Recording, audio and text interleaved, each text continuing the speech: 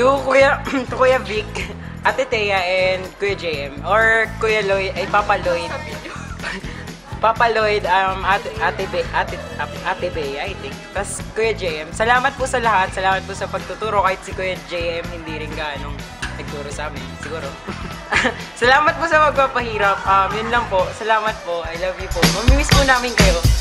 Sa Chemistry Department, kay Kuya Rene, kay Ate Jana, and Ate Rio.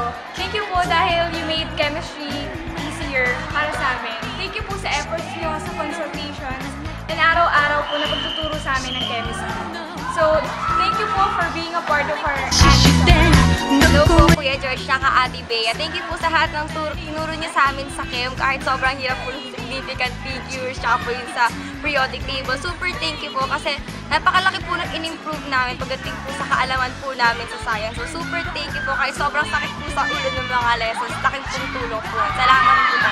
Sa mga physics teacher po namin, si Kuya Vince, si Kuya Neil, tsaka si Kuya Ferdy, thank you po sa pang-araw-araw dahil hindi po kayo nagsasawa na pumunta sa classroom ng Corso para turuan kami ng bagong bagay sa physics.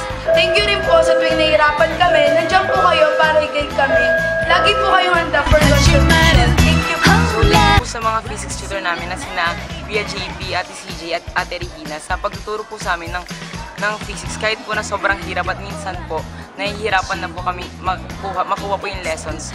As yun po, sobrang thank you.